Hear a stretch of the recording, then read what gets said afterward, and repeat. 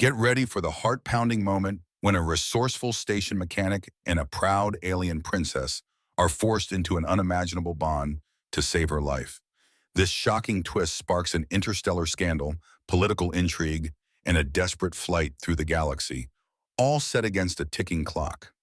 If you're a fan of high-stakes adventure, unexpected romance, and conspiracies waiting to be unraveled, you won't want to miss a single second of this story.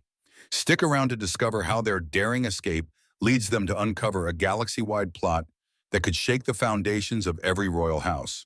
Don't forget to subscribe to our channel for more thrilling tales just like this one. Your support helps us bring you the best stories across the stars. Jonas Quinn liked to say that his life revolved around turning chaos into order, and nowhere was that skill more valued than in the bowels of Nexus 12 Station. Officially, his title was Chief Engineer, but most of the station's visitors knew him simply as the unflappable mechanic capable of fixing what no one else could. Tucked away in the station's underbelly, he spent his days and far too many nights tinkering with everything from glitchy service drones to malfunctioning starship drives. The air in those back corridors always carried the same stale tang of recirculated oxygen, heated metal, and cheap synthetic coffee. Yet for Jonas, each whirring servo and crackling power relay was a reminder that even in a place as worn and overstretched as Nexus 12, there remained an undercurrent of possibility. He was certain that, with just the right adjustments, any bit of broken machinery could be coaxed back to life. His workshop was an unassuming set of interconnected rooms originally designated for engineering, maintenance, and diagnostics. The sign had long since corroded, leaving only a few faded letters that read, Maint Dieg. Jonas liked to call it his private kingdom, joking that if the station's promenade above was a glitzy frontier bazaar, then his cramped domain was a fortress of pulsing wires and half-dismantled tools.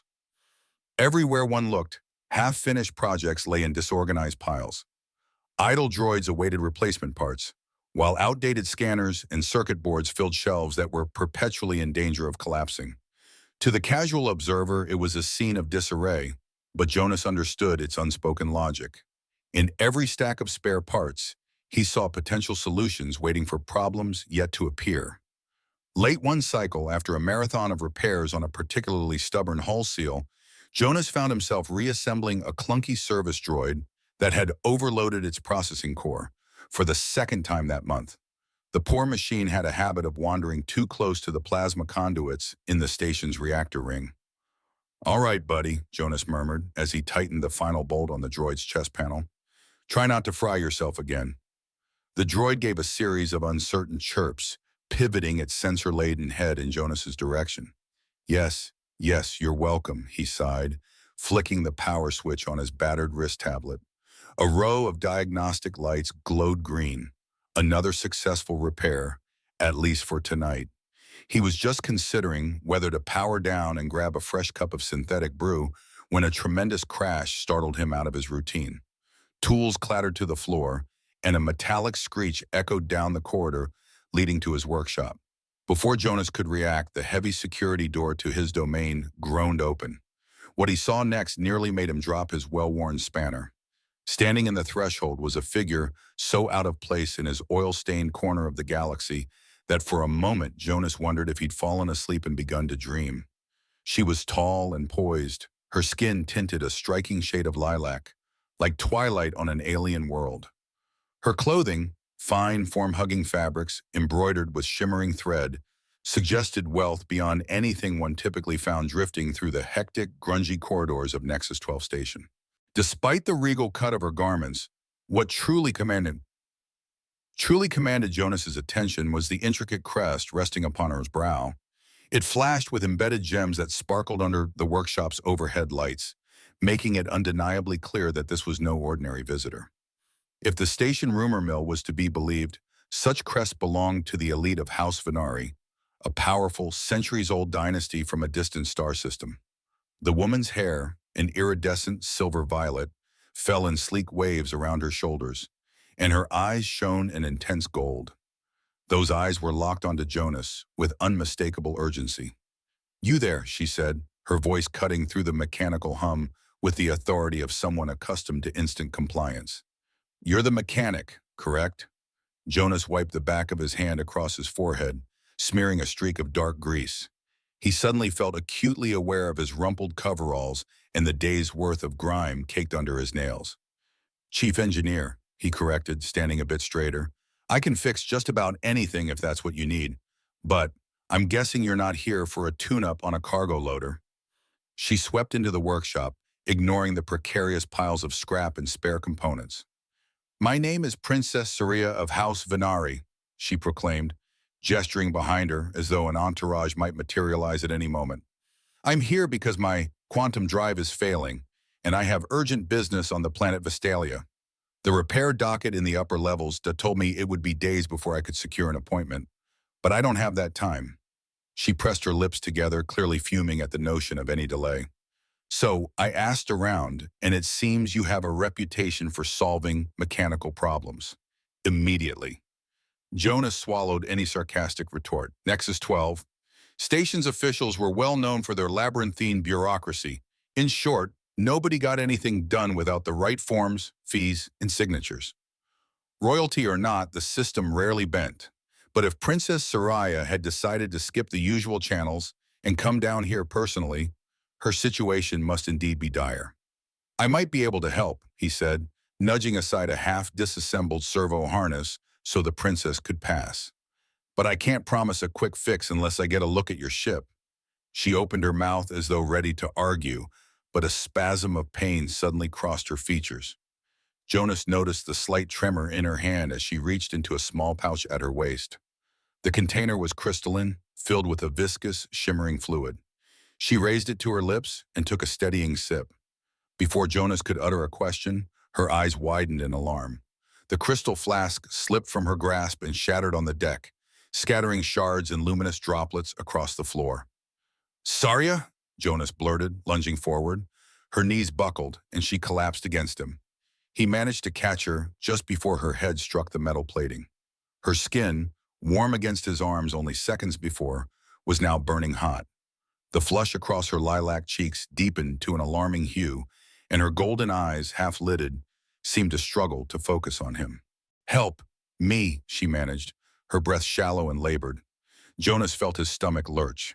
Regal air aside, she was an actual princess, one who, at that very moment, was in genuine distress on his workshop floor. Without hesitation, he reached for the emergency comm panel mounted on a nearby support beam. Jabbing the button, he barked, Medical emergency and lower deck engineering, workshop 7. Send help immediately. I've got an alien dignitary collapsing. The next few moments blurred. Jonas tried to keep Princess Saria conscious, talking to her in soothing tones that sounded foreign to his own ears. He used the remnants of a relatively clean cloth to dab the sweat beating at her temple. She was trembling uncontrollably, her eyes rolling back in her head. The intensity of her fever was staggering. In a single breath, she'd gone from poised aristocrat to someone teetering on the brink of utter collapse. He didn't have to wait long. Nexus 12. Station's emergency response teams were surprisingly competent when it came to life or death scenarios, especially those involving high-profile visitors. Within minutes, medical personnel and security officers were pouring into his workshop. Leading them was Dr. Helena Reyes, the station's chief medical officer, recognizable by her silver uniform and the stern expression that never left her face. Her scanning device beeped in whirred as she passed it over the princess's still form. Adaptive toxin, Dr. Reyes declared, toggling through readouts on her handheld display. And it's keyed to her genetic structure. Oh, stars, this is a complicated one. Jonas hovered nearby, feeling uncharacteristically helpless. Meaning, he asked? Is there an antidote? None that we've got on file, Dr. Reyes replied grimly. She nodded to her staff, who hurriedly adjusted the princess on a stretcher. This is no accidental poisoning. Someone used a specialized compound engineered for members of House Venari. It's morphing on a cellular level, rewriting her biology. If we don't act fast, she won't last more than a day. 2 at best. Amidst the commotion, a trio of tall, imposing individuals burst into the workshop. The first wore an ornate chest plate and a helmet bearing House Venari's crest. Royal Guards, Jonas realized immediately, Saria's personal protection detail. Their leader fixed Jonas with a glare capable of stripping paint. "You," he snarled. "What happened here?" Jonas lifted his hands in a defensive gesture. "She just showed up, said her ship was malfunctioning, then collapsed. I had nothing to do with it." The guard seemed skeptical, but Dr. Reyes spoke up. "He's telling the truth.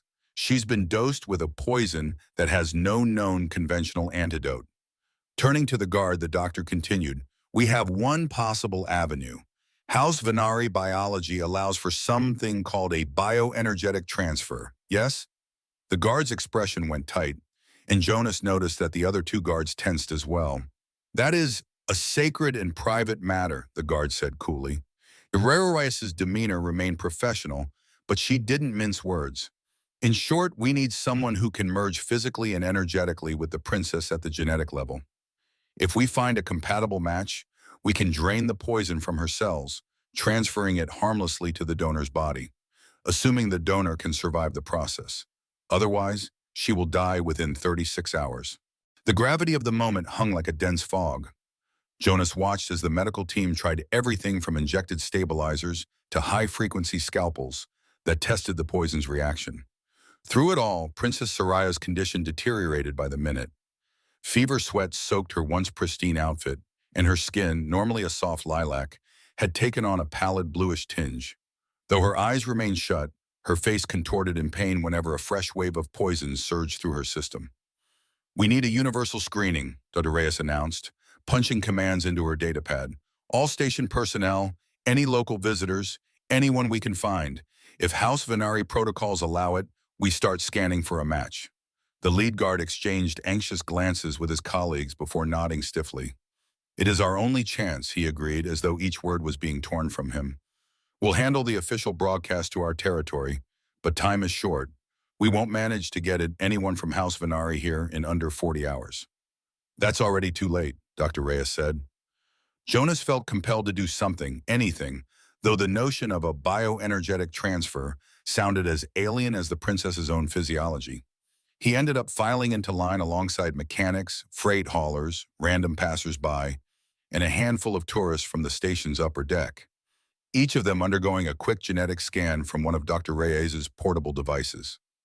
Jonas was near the back of this impromptu queue, shifting uncomfortably, unsure why he was even there. On stations like Nexus 12, routine scans of travelers were common for security reasons, and he'd never flagged for anything out of the ordinary. He was nothing special, just a man with a knack for coaxing broken machines back to life. When his turn came, the device hummed and blinked an unremarkable shade of amber. The nurse assisting Dr. Reyes frowned at the screen, tapped a few icons, then gave Jonas a puzzled look. She repeated the scan, adjusting the angle across his neck and shoulder. Beep. This time the machine emitted a high-pitched ring that seemed to resonate throughout the corridor. Heads turned. The nurse's expression shifted from perplexed to astonished. She said slowly, raising her gaze. "We might have something." Dr. Reyes stepped over, grabbed the scanner, and ran it across Jonas's upper arm, then his chest. Each pass produced that same shrill beep. Her voice was tight with shock. "This is impossible," she muttered. "You're registering a near-perfect compatibility rate, 99.9%. A hush fell over the group. Jonas wondered if they'd made some glitch in the readings. Maybe the device was malfunctioning. But the new readings confirmed it. His genetic markers aligned almost flawlessly with Princess Saria's. "That can't be right," one of the princess's guards spat, looking Jonas up and down with barely concealed disdain.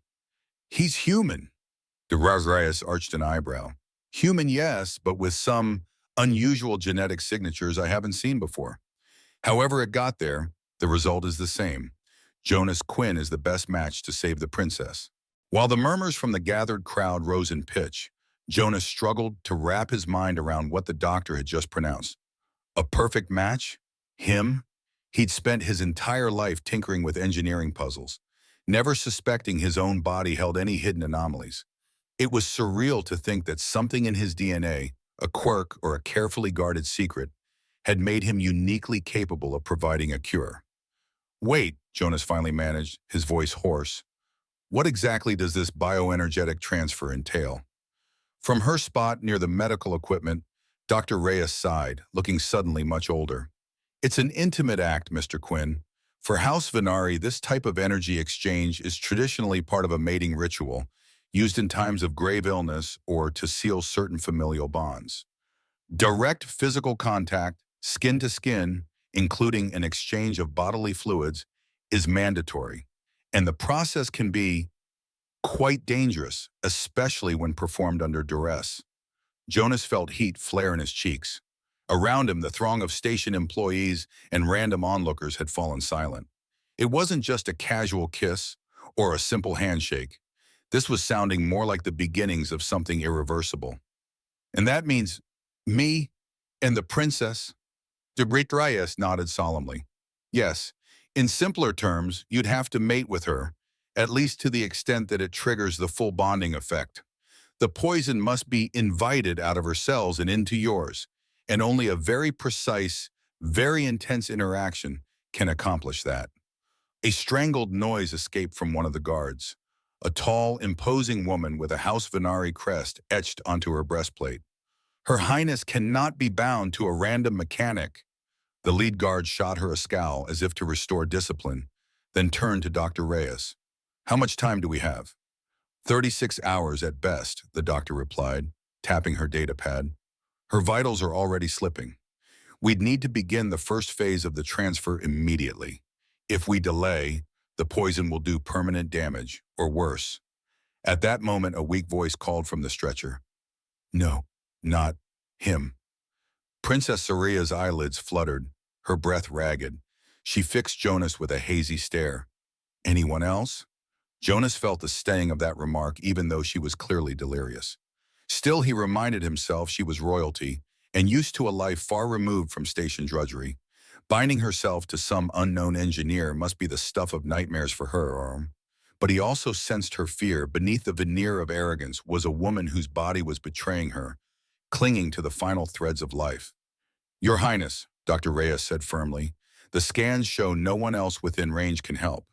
If we don't start soon, you will die. For a heartbeat, Jonas wasn't sure he could speak, let alone agree to such a thing. The weight of the guard's stares and the onlooking crowd felt crushing, as though they were physically pressing in on him. He caught a glimpse of the princess's pale face, saw the faint tremor that shook her limbs, and felt a surge of unexpected protectiveness. He'd never imagined taking on something so monumental.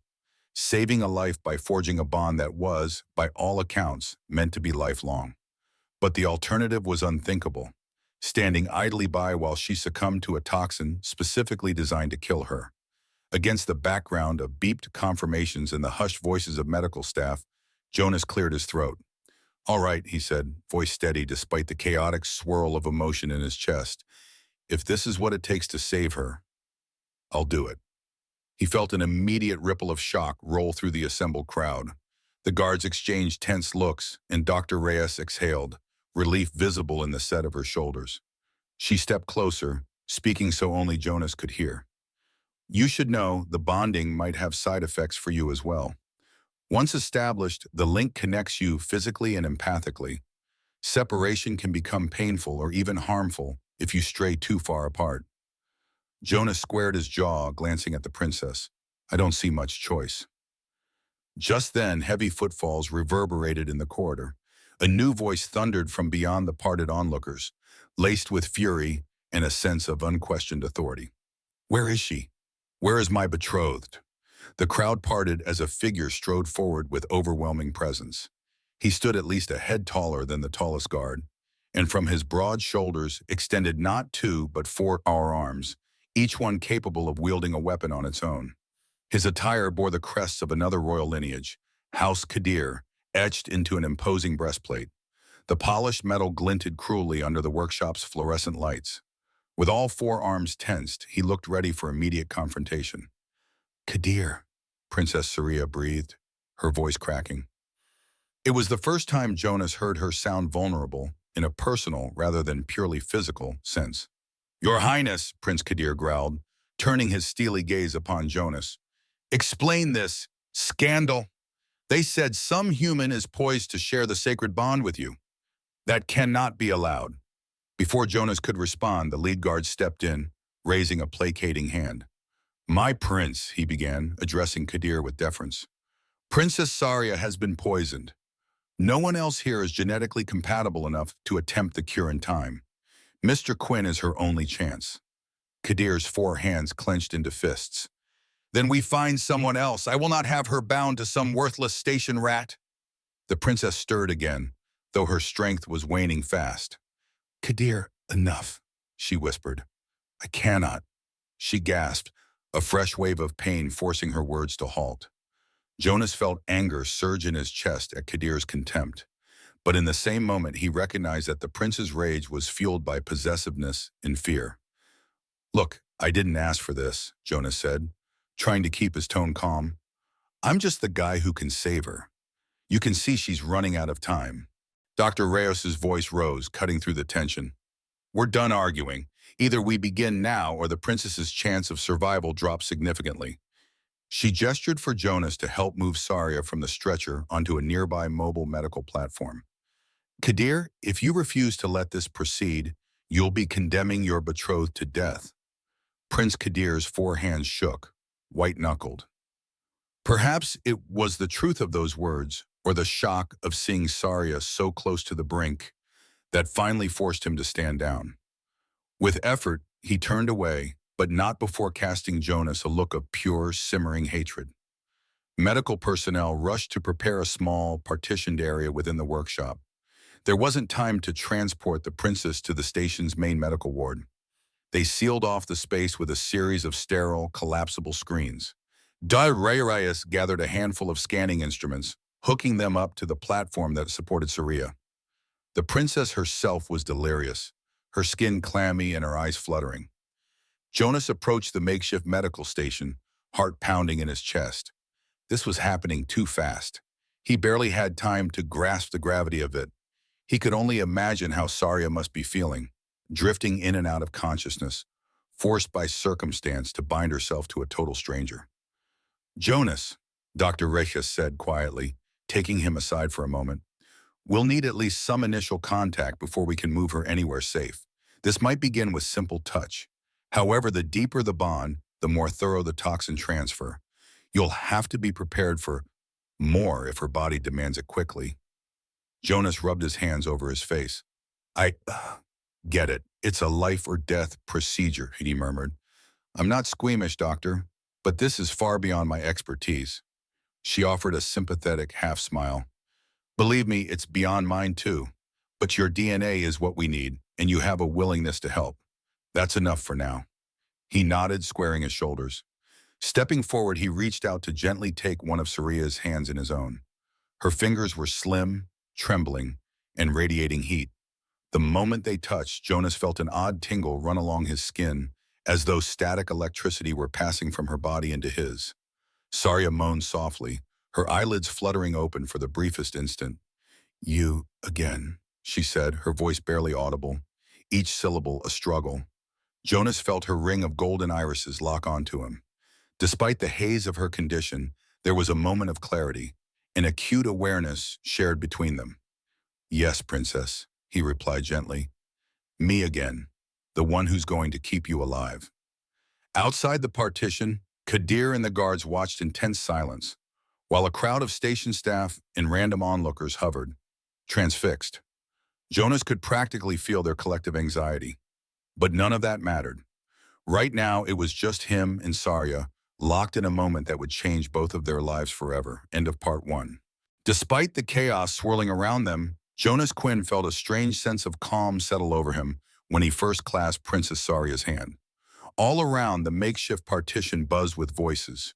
Dr. Helena Reyes and her medical assistants finalizing setup for the bioenergetic transfer, House Venari guards whispering in hushed, urgent tones, and Prince Kadir pacing like a caged predator just beyond the screens. Yet the moment Saria's eyes flickered open and she focused on Jonas, his entire world narrowed to just the two of them. A pulse of energy raced from her skin into his own, a tingling warmth that spread up his arm and seemed to settle in his chest. Her lilac features were etched in pain, and her lips parted in a soundless gasp. Dr. Reyes cleared her throat. We need a baseline connection, minimal though it may be, she said quietly, adjusting a console that projected a shimmer of data over Sarya's body. Jonas, keep hold of her hand. Skin-to-skin contact is essential for initiating the first stage of the transfer. The scanning instruments will monitor the toxin's response. Right, Jonas said, steeling himself. Even through Sarya's fever and delirium, he felt her recoil at the closeness, her face twisting with both discomfort and lingering pride. He tried to ignore the bruise to his ego. She was royalty, after all, and not exactly thrilled about bonding with the station's resident grease monkey. But all that seemed trivial when he caught sight of how violently her body trembled, muscles spasming under the force of the poison. If she didn't get help soon, no one's pride or prejudice would matter. He swallowed hard and pressed his palm more firmly against hers. A golden circuit-like pattern began to flicker across Sarya's wrist, spidering upward toward her forearm. Jonas sucked in a breath, and Dr. Reyes motioned for him to remain still. On a digital readout, they watched the venom's concentration dip ever so slightly, as if testing a new route of escape. You see that? Dr. Reyes said, her gaze flicking between the monitors and Jonas's face. The toxin is reacting to your touch. This is promising, but we'll need a great deal more contact for a full purge. Jonas nodded wordlessly, feeling heat burn across his cheeks. The reality of the situation was sinking in. After this initial test, he and Sarya would need far more than hand-holding. For someone who had never considered himself particularly romantic, he found the notion overwhelming. But there was no room for hesitation. Another sharp jolt coursed through Sarya, and she cried out, her head lolling sideways. Before he could react, the partition was shoved open by none other than Kadir. Two of his forearms gripped the edge of the screen, the other two were clenched at his sides. I've had enough, he growled, voice low with menace. She is my betrothed. If a bond must be formed to save her, it will not be with this worthless gearhead. Reyes put herself between the prince and the prone princess. Prince Kadir, please. There isn't time to argue. Her genetics are incompatible with yours. The medical scans showed that you cannot neutralize this toxin. Kadir's nostrils flared, and Jonas saw that the prince's anger dwarfed his own discomfort tenfold. Jonas opened his mouth to speak, but Sarya let out another guttural moan, and at the sound, Kadir took a step back. Tension hung thick in the air, amplified by the hum of medical scanners and the frantic beep of Sarya's heart monitor. Jonas's own pulse thundered in his ears. He kept his grip on Sarya's hand, feeling the minute fluctuations in temperature against his fingertips, aware that the slightest shift in his position might cause her more pain, or lose them precious progress in the fight against the poison. Kadir's fury seemed to war with his fear for Sarya's well-being. Eventually reason won out, and he let out a sharp exhale, stepping away from the partition. Fine, he spat, though his glare promised that this concession was temporary. But I'll be right here. If you so much as hurt her, you'll kill me. I know, Jonas finished, meeting the prince's eyes squarely. As outmatched as he was in rank, wealth, and raw physical power, Jonas refused to cower. Believe me, the last thing I want is to see her harmed. Without waiting for a reply, he returned his attention to Sarya, brushing a careful thumb across her knuckles. Her trembling seemed a fraction less violent now, though the lines of agony remained clear on her face. Dr. Reyes took a breath and reoriented the screens. We should move her to a secure medical room, she said. But any sudden movement or separation from Jonas could destabilize what little equilibrium we've achieved. The best option is to wheel this entire setup carefully to a private unit in the station's clinic. Negative, barked one of Sarya's guards, a tall woman wearing elaborate shoulder guards emblazoned with the Venari crest. Too many unknown factors. Whoever poisoned the princess might try again.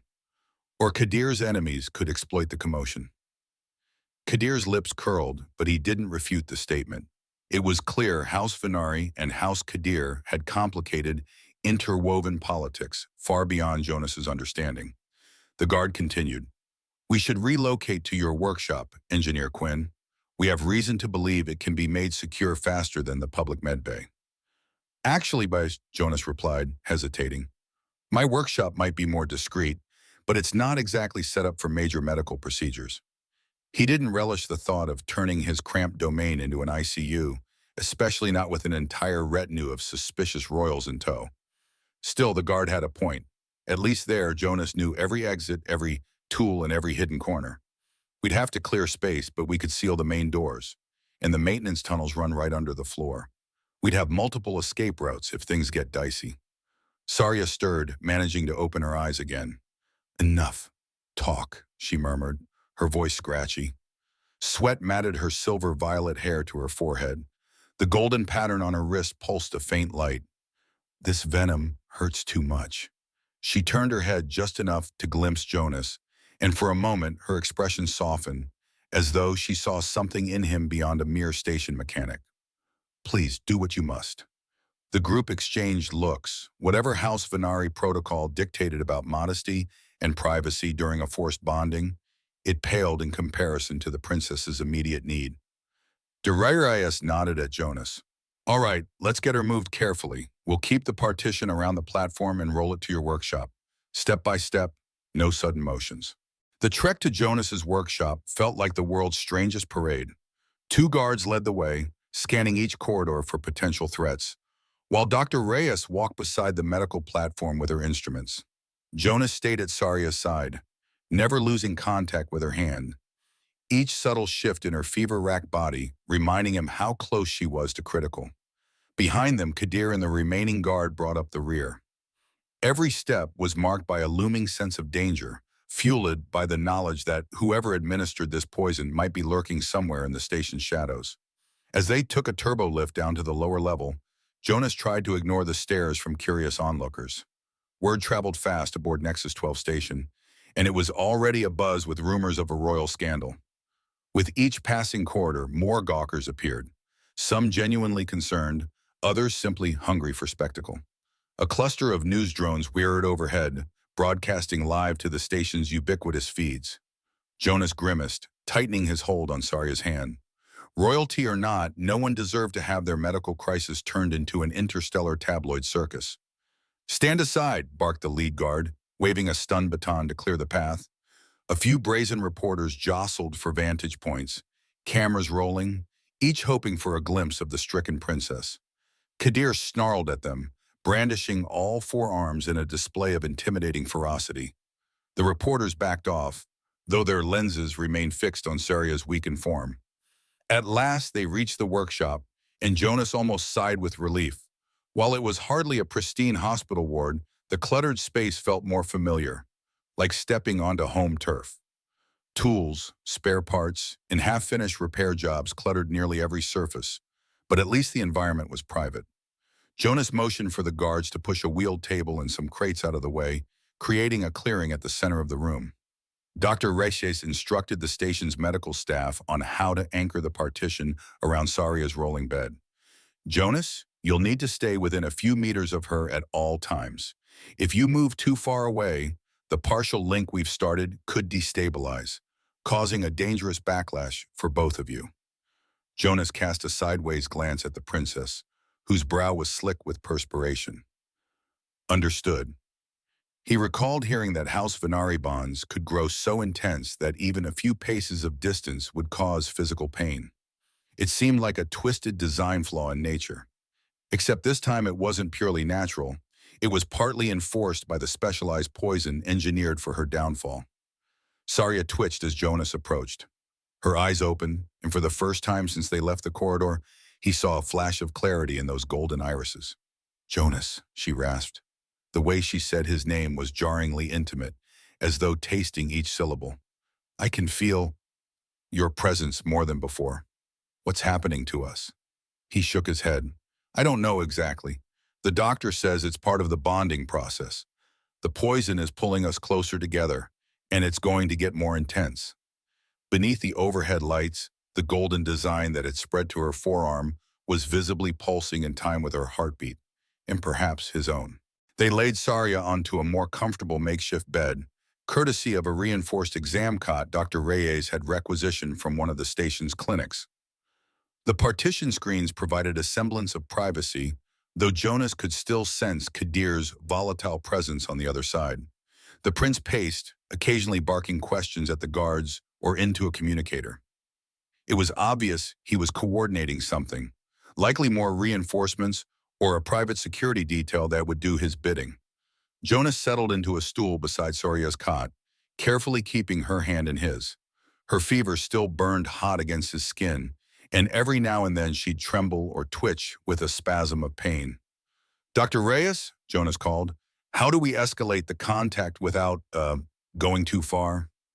He tried to phrase it delicately, aware that the final stage of this transfer apparently involved intimate physical union, an idea that simultaneously frightened and unsettled him. Even if it was literally to save her life, the concept of forced intimacy with a near stranger was heavy. From behind the screen, Dr. Reyes's voice was calm, clinical. "For now, try skin on skin along her arms or back. Gentle. We have to see if a broader area of contact speeds the transfer without overtaxing you both. The eventual goal is deeper, but let's handle this step by step." Saria's gaze flicked up at Jonas, and he caught a flicker of something akin to embarrassment in her eyes. In that moment, he felt a surge of empathy for her position. She'd grown up in a world where every move was orchestrated for public consumption. Now she was forced into a bond with someone who existed on the absolute opposite spectrum of status. Her voice wavered as she spoke. "I'm not ungrateful," she managed, as though forcing each syllable through the haze of her fever. "This is just not how my life was supposed to go." Jonas nodded, gently resting his other hand on her forearm. The golden pattern flared more brightly, and Saria stiffened, exhaling sharply as if a jolt of current had shot through her nerves. Jonas felt it too, a crackle of warmth running up into his shoulder. "I'm sorry," he whispered. "I know this must be humiliating." She let out a shaky laugh. "Humiliating? That implies I had the capacity to care about appearances anymore. This poison is monstrous. I'll take humiliation if it means I get to keep breathing." For a moment, her eyes slid shut, the tension in her posture melting into a tremor of relief. "Besides, you're not so terrible to look at," she added softly, though her cheeks reddened. Jonas swallowed, unsure if it was wise to respond. A swirl of conflicting emotions welled up inside him. Concern for her health, annoyance at Kadir, and a strange pull of attraction that might be the poison's doing or might be something else. He pushed those thoughts aside and focused on the here and now. "Let's just get you better," he said, stroking her arm where the glowing patterns danced. Each caress seemed to coax the venom away from her vital organs, confining it to the edges of her bloodstream. All the while, he was aware of the low hum of voices outside their partition and the frantic beep of the station's broadcast updates playing on someone's handheld communicator. Snippets of phrases like "poison princess," "forbidden bond," and "political firestorm" drifted in and out of earshot. This wasn't just a medical crisis. It was a scandal that threatened to erupt across the galaxy. Between bouts of administering more precise contact, Jonas dozed fitfully in a chair beside Saria's cot. Reyes came and went, occasionally adjusting the scanner or injecting small doses of stimulants to help Saria's body fight the poison. Hour after hour slipped by in a sort of surreal, dreamlike state. Whenever Jonas's hand left Saria's for too long, her vitals would dip, forcing him back into contact. Even in that half-conscious haze, he understood they were running a race against time. If he couldn't purge enough of the toxin quickly, the final stage might arrive before they were truly ready. At one point, he awoke to the sound of hushed but urgent voices on the other side of the partition. He recognized Dr. Reyes and one of the House Venari guards. Their tone suggested an argument, and then Kadir's gravelly voice cut through. "I don't care about station protocol," the prince snapped. "I have 4 squads loyal to me. We'll flush out whoever orchestrated this, even if we have to tear Nexus 12 apart in the process." Jonas suppressed a groan. It was hardly surprising that the prince would react violently, but the idea of him tearing the station apart was personal to Jonas. Nexus 12 might be a battered outpost, but it was still home. Before he could muster the will to stand, he heard Dr. Reyes respond, her voice firm. "If you start a firefight here, you'll jeopardize the princess's safety. The best thing you can do is cooperate with local authorities. This poison isn't a random act. It's targeted. And the conspirators may be hoping you lose control so they can slip away. A tense silence followed. Then the guard said something too low to hear, and the conversation died. Jonas leaned forward, massaging his temples. It was becoming clearer by the minute that Sarya's poisoning was part of a larger scheme. Who had the motive to assassinate her, or to force her into a desperate bond with someone completely outside her station? And why? His thoughts churned with half-formed suspicions when he sensed movement behind him. Sarya had turned her head, watching him groggily. "You hear them too," she murmured. "Kadir's plan for a manhunt." There was disapproval in her tone, but also resignation. Jonas twisted his chair to face her. "He's worried about you in his own intense way," Jonas allowed. "But yeah, I'm not thrilled about him going full warlord on my station." "Do you think he'd really do it?" Sarya closed her eyes briefly. "He's capable of it. But House Venari has relationships with House Kadir that go back generations. The Union was supposed to strengthen those ties, especially with the upcoming council negotiations. Now, everything's unraveling." She swallowed hard, then winced at some internal pang. "Whoever poisoned me might be trying to sabotage House Venarao or isolate me from other alliances. My father, he's not exactly known for mercy." Jonas studied her, noting the shadows beneath her eyes. Even exhausted, sweaty, and pinned by a lethal toxin, she maintained a regal poise. "You're convinced this is political, not personal?"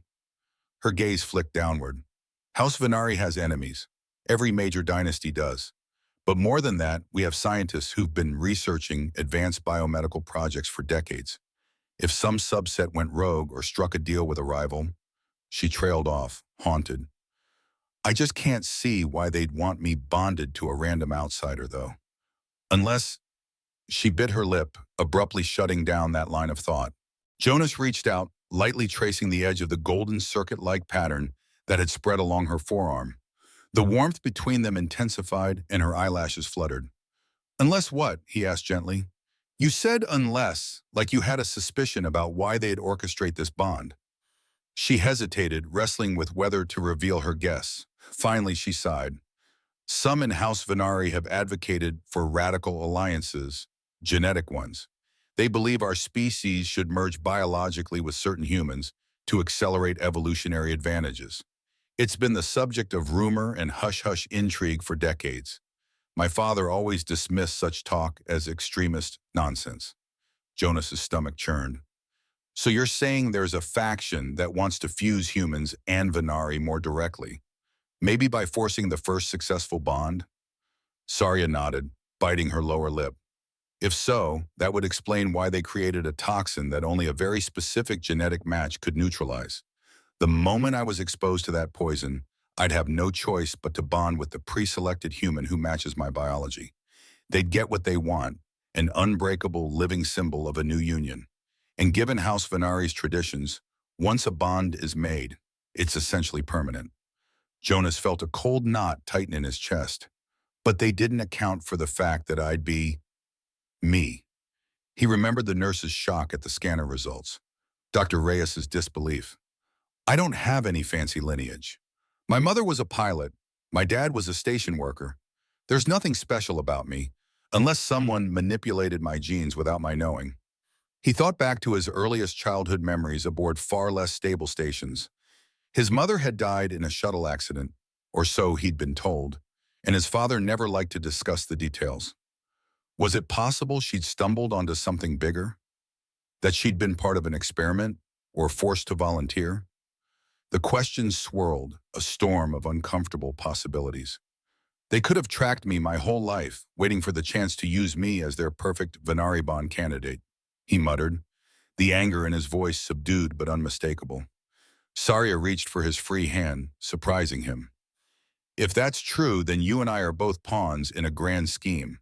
But the architects of this plan didn't count on one thing, that we might resist. We're supposed to be forced into compliance, but ironically, they've given us a kind of power, haven't they?" Her words resonated with Jonas in a way he couldn't quite articulate. He felt the bond pulse, reminding him that they were linked now by necessity, but also by choice. Slowly, he squeezed her hand, returning her reassuring pressure. "Right one," he said softly. "We may not have asked for this, But if someone set this in motion, they'll regret it. Before Saria could reply, an alarm beeped on Dr. Reyes's equipment. The partition fluttered as the doctor and a guard hurried in. Dr. Reyes glanced at the readout and cursed under her breath. We've got trouble. The venom is spiking again. Her body is nearing the limit of what partial contact can do. She needs a deeper link, or we risk permanent damage in under 4 hours. A mix of panic and resignation flickered across Sariawaria's face. She licked her dry lips, casting a brief, searching look at Jonas. Then we do what's necessary, she said, voice trembling, but determined. We have no time to wait. Jonas felt his heart clench. He knew what came next. The question was whether they could find privacy and enough calm to complete this dangerous, intimate act before Kadir's temper or the conspirators' next move caught up with them. Time was fast running out. The clinical beeps of the monitors confirmed what Dr. Helena Reyes had warned. If Jonas Quinn and Princess Saria did not fully complete the bioenergetic transfer soon, the poison would ravage her body past the point of no return. Saria's condition vacillated between brief moments of fragile lucidity and bouts of shaking pain. Jonas sat beside her makeshift cot in the workshop, bracing himself for the next stage of treatment. The glow along her wrists and forearms had intensified. The strange golden circuit-like patterns pulsed in time with both her heartbeat and his own. However, the cramped workshop felt like a pressure cooker of tension, and everyone seemed on edge for a different reason. Prince Kadir's frustration had reached a fever pitch. He paced relentlessly just beyond the partition, barking orders into a handheld communicator. Jonas could catch snippets of his conversation. Orders for additional squads, demands to station officials that they give him free rein to neutralize any threat. The presence of several House Venari guards, stoically standing at the entrances, did little to reassure him that the station was safe. All it would take was a single spy or saboteur to make a lethal strike, and the poisoner's plan would succeed. Dr. Reyes stepped in, wearing a grim expression. She consulted a handheld device that measured Saria's vitals. The toxin is reaching her nervous system, the doctor said, her voice low. We've delayed the worst of it with partial contact. But the final stage requires a comprehensive bond. You both know what that means. Jonas swallowed hard. Though he had never expected to find himself in such an intimate, high-stakes situation, he cared more about saving Saria than dwelling on his own embarrassment. He caught the princess's eye. Despite the exhaustion etched into her features, she held herself with a certain regal resolve. I won't force this, Jonas murmured, leaning closer. If we have any other option, Saria gave him a sad, understanding look. There is no other option, she said, voice raspy but resolute. And I'd rather live, rather face the consequences, than give in to fear. You and I may have been thrust into this by someone else's design, but in this moment, we can claim it as our own choice. Behind Jonas, the partition rattled as Kadir tried to peer through a gap. One of his forearms shoved a portion of the screen aside, and he glowered at the pair of them, eyes filled with equal parts jealousy and desperation. Surely there is a safer alternative, Kadir began, but Dr. Reyes cut him off. There isn't, she snapped, losing her professional composure for just an instant. Either you step away and allow them privacy to perform the final bond, or you'll be explaining to your house how you let your betrothed die because you refused the only known cure. Kadir drew himself up, a swirl of conflict flashing in his eyes. Before he could launch another protest, Saria coughed painfully and spasms racked her frame. Jonas clutched her trembling hand, feeling a wave of heat rush from her body into his. The golden patterns across both their skins brightened. Every flicker of that light was a reminder of how little time remained. Exhaling sharply, Kadir ceded a step. Fine, he said, jaw tight, but I will be right here. If there is any sign this bond is harming her, it won't, Jonas said, the conviction in his tone surprising even himself. We'll save her life. End of story. Kadir's reluctant retreat allowed Dr. Reyes to reassemble the workshop partition, providing at least a semblance of seclusion. Even so, Jonas felt hyper-aware of the hushed murmurs outside and the cameras of news drones that occasionally whirred in the corridor. House Venari guards, presumably wanting to preserve the princess's dignity, stationed themselves to block any onlookers. Still, it was hard to ignore the sense that the entire station, and perhaps the entire galaxy, was watching this unfolding scandal. With tight-lipped efficiency, Dr. Reyes positioned her monitors around the cot and nodded once to Jonas. "I'll remain in visual range only for medical supervision," she said softly. "We need to track your vitals as well, Jonas. The poison transfer can be deadly if your own system can't handle the load.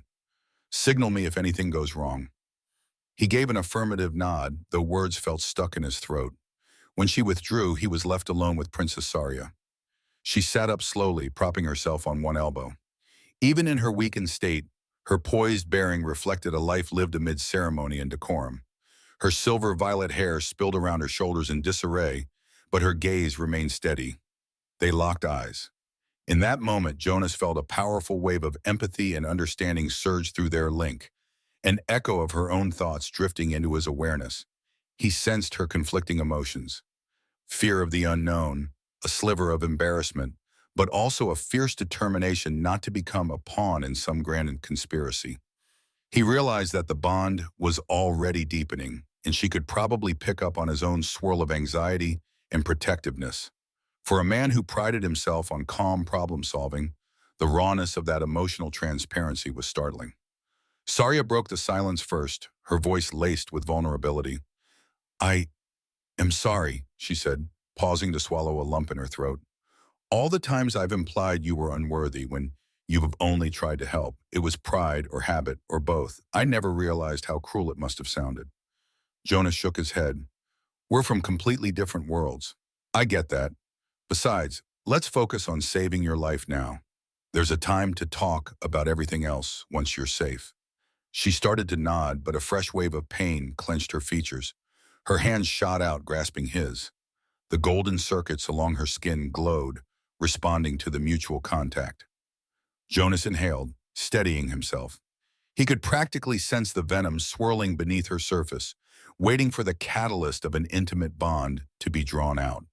The medical instruments beeped a somber rhythm that underscored the urgency. "Are you ready?" she asked, her voice trembling, though not from reluctance but from the sheer physical agony brewing inside her. "As ready as I'll ever be," Jonas replied. His palms were slick with sweat, heart pounding in his chest. Gently he reached for the clasp of her gown, feeling guilt nip at him, even though this was purely about survival. Her gaze flitted away, her cheeks darkening in what might have been a blush. Yet neither of them pulled back. They couldn't afford to. The overhead lights dimmed as Dr. Reyes adjusted the station's power feed, perhaps to give them some privacy or reduce the glare. Saria lowered herself onto the cot, her breathing ragged. Jonas joined her, their bodies pressed close enough that every intake of breath felt shared. And as skin met skin, a surge of energy flared, a flash of bright gold lighting both of them from within. For a moment, neither of them spoke. The sensation was too overwhelming to articulate, a sweep of warmth that radiated from the places their bodies touched and traveled outward, blanketing them both in an otherworldly glow. Jonas could feel Saria's pulse pounding in tandem with his, each beat a vivid point of connection. Where her lilac skin met his own, the golden lines seemed to melt into shape, forming a lattice of light that bridged their separate forms. He had never felt so simultaneously vulnerable and vital. A gasp escaped Saria, a low moan that might have been pain or something else. Jonas felt the venom begin to shift through their bond, like a dark current drawn toward a brighter reservoir. The monitors started beeping more frantically.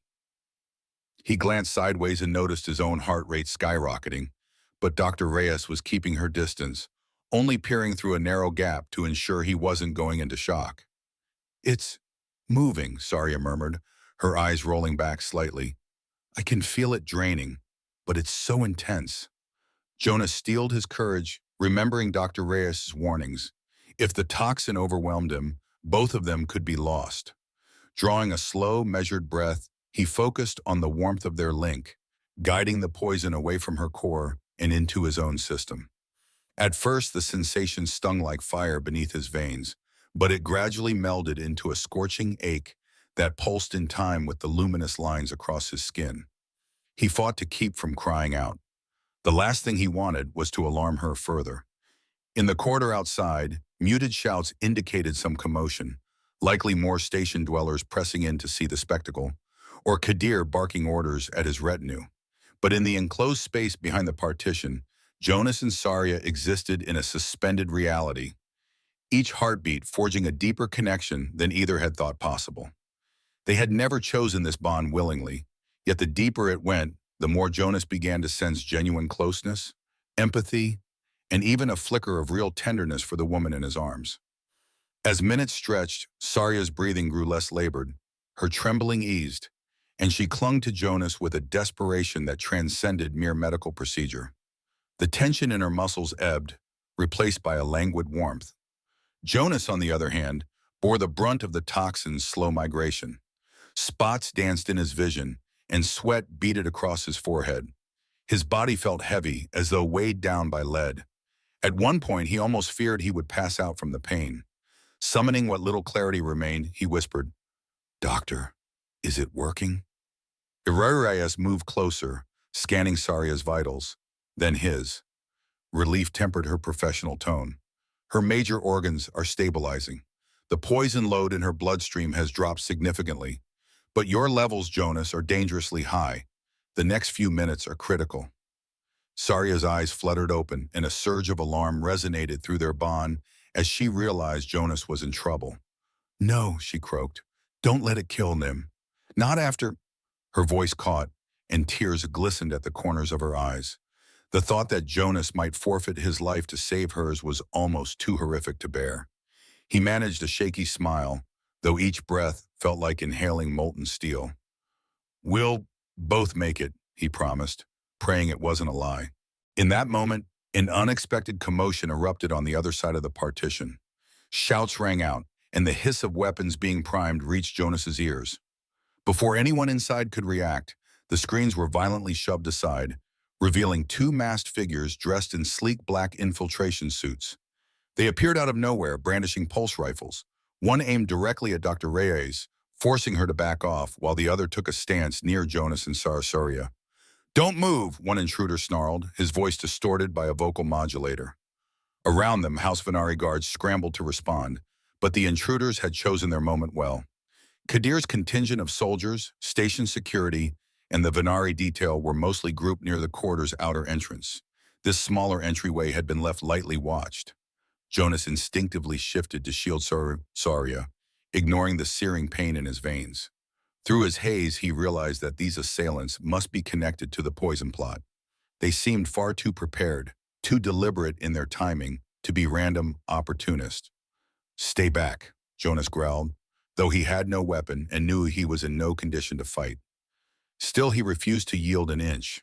The golden lines linking him to Saria flared as adrenaline spiked in his system. Dr. Reyes hovered in the corner, raising her hands in a surrender gesture. The intruder who kept his rifle on her spared a glance at Saria. "The princess is at a critical juncture in the bonding," he said to his partner. "She may have nearly purged the venom, but if we kill the human host now, the transfer becomes unstable. She might die anyway." A cold spike of dread shot through Jonas as he understood the intruder's meaning. They were threatening not just Saria's life, but also his, in a single move that would sabotage the entire bond. Behind the masked figure, Jonas noticed Prince Kadir's men converging, trying to gain a vantage point to fire. But the intruder was well aware of his surroundings, keeping Dr. Reyes as a hostage, and Jonas in the direct line of fire if the guards attempted a rescue. One of Saria's personal guards tried to intervene, stepping forward. "You can't do this," he barked. "If you assassinate the princess on a neutral station, the wrath of House Venari will—" His words were cut off by a sizzling bolt that struck just inches from his feet, scorching the metal deck plates. "Next one lands between your eyes," the intruder hissed. "Stand down." Jonas's mind spun, searching for a strategy. The raw pain of the toxins still flooding into him made it hard to think. Their captors seemed bent on finishing a job. If that job was Saria's permanent incapacitation, time was even more crucial. If these conspirators truly served the extremist faction that wanted forced unions, perhaps they were now aiming to clean up loose ends. Or maybe there was another political angle Jonas couldn't yet see. He glanced down at the half-functional service droid that had been parked in a corner. If only he could trigger it somehow, cause a distraction. But the droid's power reserves were minimal, and Jonas could hardly break contact with Saria to fiddle with controls. Another jolt of agony surged through him, causing him to slump. Saria gasped, her arms tightening around him in alarm. While tension crackled in the air, Kadir finally forced his way into the workshop, flanked by several of his own heavily armed retinue. The prince's face was twisted with rage at the sight of masked intruders threatening Saria, and by extension, House Kadir's interests. "You dare?" Kadir snarled, leveling two of his forearms at them, each hand clasping a plasma pistol. His other two arms remained ready for close combat, fists clenched tight. "Release her now or face immediate execution." Darius let out a shaky breath, quickly stepping aside as one intruder pivoted to keep both her and Kadir in his sights. "If you fire on us, we guarantee the princess dies," the masked figure warned, the modulated voice cold and resolute. Jonas felt Saria press closer to him, the contact fueling the bond's energy. Even though the threat loomed mere steps away, the warmth of the connection still coursed between them. Perhaps ironically, that close brush with mortality lent him clarity. From the corner of his eye, Jonas noticed that the gauge on the service droid's charging port flickered green.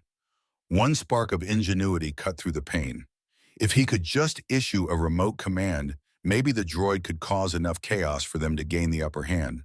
The question was how to do it without alerting the intruders. Jonas's wrist tablet, battered and streaked with grease, was within reach on a metal tray behind him. He inched a hand out, trying to look as though he was simply shifting position to support Soria's weight. The intruder's attention was largely fixed on Kadir, who was clearly the bigger immediate threat. Saria, sensing Jonas's intent through the bond, murmured something softly. He didn't catch her exact words, but he felt her sudden surge of concentration, as if she were lending him mental support.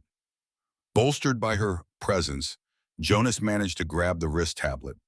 Through bleary, poison-clouded vision, he tapped a short sequence of commands. The small device in his hand vibrated, a success indicator he'd configured for emergencies. Across the room, the service droid whirred to life. It had been more advanced than it looked, especially after Jonas's modifications.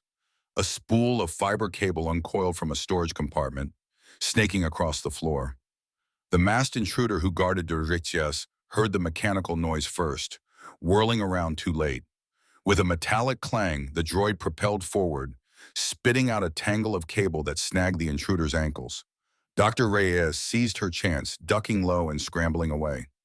Kadir, responding with the reflexes of a seasoned warrior, fired both plasma pistols almost at once. One intruder collapsed as a scorching bolt slammed into his shoulder.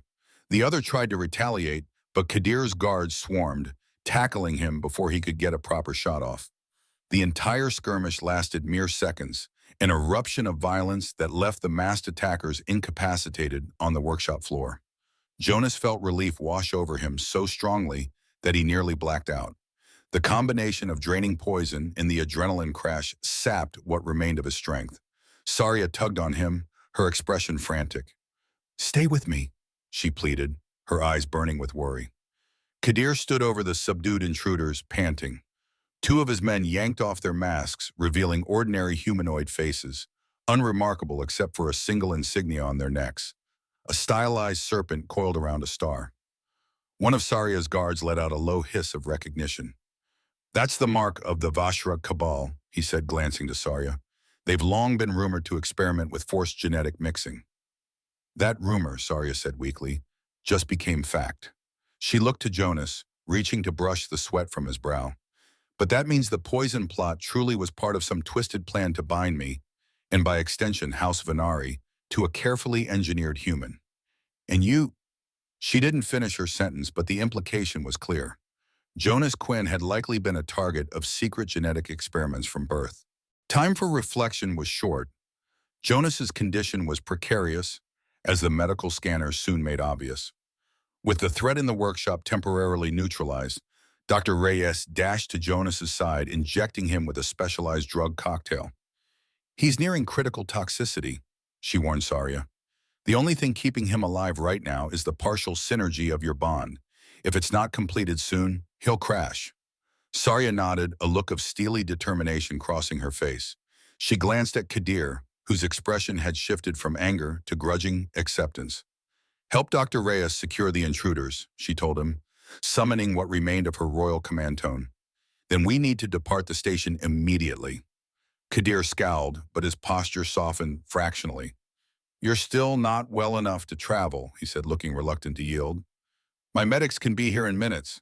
But Saria was already motioning for her nearest guard to bring her a portable comm unit. "No, we need the council," she said, turning to Jonas.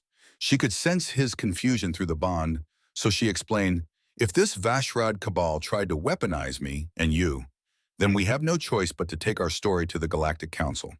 Only they have the authority to root out a conspiracy this large." Her gaze flicked to the battered intruders who were being cuffed by Kadir's retinue.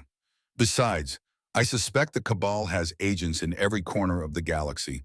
Hiding on Nexus 12 or even within House Venery won't keep us safe." Jonas, struggling to remain conscious, managed a weak nod. The idea of traveling while still tethered to a near-fatal toxin didn't thrill him. But he sensed that Saria was correct. The best hope of stopping the scheme was to blow it wide open. "We'll finish the transfer en route?" he asked, voice shaking. "If we must." Saria carefully helped Jonas up from the cot, wrapping an arm around his waist. The contact unleashed another surge of golden energy, and Jonas steadied somewhat. Through the partition, they could hear the station's broadcast droning about an attempted assassination on Princess Saria of House Venari, and the scandalous rumor that she was intimately linked to a human mechanic. Footage of the workshop standoff was presumably streaming across news networks. Dr. Reyes took control, barking orders. "We'll use a Venari-class shuttle from the private docking port. I want a sealed environment so I can maintain medical oversight. Jonas and the princess stay within arm's reach at all times." With a pointed look at Kadir, she added, "If your men or your father's soldiers attempt to breach that shuttle mid-transfer, you'll destroy any chance of her survival. Understood?" Kadir's mouth twisted in frustration, but he gave a curt nod. He recognized that Dr. Reyes held an unassailable position. Letting Saria die would be catastrophic for House Kadir's alliance, as well as his personal ambitions. Regardless of his jealousy, he had little choice but to abide by the doctor's protocols. "Fine," he growled, "but I'm coming with you to ensure no further harm befalls her. My personal squad will escort us to the docking bay." Jonas felt Saria tense at the thought of traveling in close quarters with an angry, scorned fiancé, but she offered no protest. Instead, she helped Jonas put one foot in front of the other, supporting him through the searing haze of toxins in his system. Their bond flared again, and he leaned on her, grateful for the literal life support she provided. In the weeks that followed, Nixar Prime became a whirlwind of reforms and reconfigurations. The Cosmic Stadium, once used for the lethal spectacle of Lover Ruin, transformed into a public forum and center of intergalactic exchange. Drones no longer filmed forced dates, but documented peaceful summits and cultural events designed to strengthen alliances. Those who had once been conscripted into the show's madness were given new rights and resources to rebuild their lives. Under Princess Zadali's guidance, and with Lucas's relentless support from behind the scenes, Paxilon and his close conspirators were forced to face public tribunals. Although their advanced technology once shielded them from repercussions, the overwhelming evidence beamed across the galaxy by Flux left them few hiding places. With Paxilon's downfall, Nixar Prime stood on the verge of an era where tradition coexisted with choice. Meanwhile, Lucas often found himself in high-level meetings representing a tiny planet called Earth that most Nixarians had never heard of. His initial clumsiness at interstellar diplomacy drew some laughs, but his genuine approach, unpredictable, open to possibility, won hearts and minds in a realm used to rigid structures. He became an unofficial ambassador long before any official title existed, forging relationships with species once deemed lesser by Paxilon's elitist policies.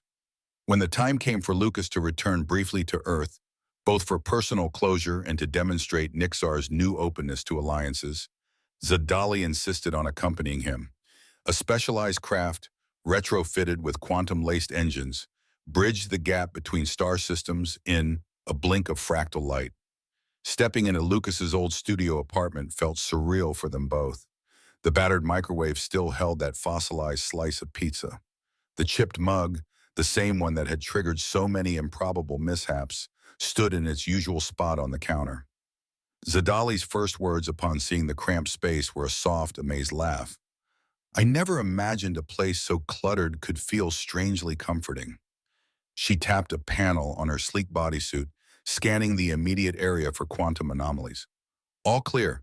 Your planet's technology is so linear. Lucas half smiled, recalling how his entire life once revolved around microwavable meals, unresponsive job recruiters, and cheap coffee. Now he navigated cosmic alliances and quantum politics. I'll have to upgrade my kitchen, he joked. Maybe get a coffee maker that can handle multiple realities. She slid a hand along the aging countertop. A union of practical earth charm and Nixarian innovation could be just what we need. Her golden eyes sought his. Besides, you and I have a revolution to guide on one planet and an alliance to foster on another. No sense giving up the comforts of your old life entirely. After a pause, Lucas leaned in and pressed a tender kiss to her cheek. Neither tradition nor cosmic law forced them now. It was pure choice, a promise of partnership built on shared risk and trust. I guess we've come a long way from spilled coffee and a forced royal engagement. Zadali smiled, a warmth blossoming in her expression. Indeed, and yet that very chaos brought us exactly where we need to be. Together they stepped back out into the breezy earth morning, shutting the door behind them on a future that would unite worlds rather than separate them. Beyond that humble threshold, across the cosmic tapestry, Flux was already teasing a brand new broadcast. Not love or ruin, but an invitation for every species to witness the birth of a new intergalactic era. One where the greatest adventures didn't hinge on forced marriages or lethal competitions, but on the willingness to embrace the unknown and find genuine connection among the stars. And so our once inconspicuous human, armed only with a stubborn coffee mug and an uncanny knack for lucky accidents, helped rewrite the future of an entire galaxy. By embracing the untamed power of Case, he and Princess Zadali dismantled a corrupt system, proving that true strength lies in unity, not manipulation. Through every fierce battle and intricate dance step, they discovered that even the unlikeliest person, or alien, can spark transformation when guided by courage and empathy. From my perspective, this story reminds us of the power we each hold, even when life's challenges feel colossal. Sometimes the smallest slip can unleash a cascade of positive change. If a single individual can topple centuries-old traditions, what marvelous feats might the rest of us achieve with a bit of bravery? What did you think? Comment below with your insights, critiques, and what resonated most. Let's keep the conversation going.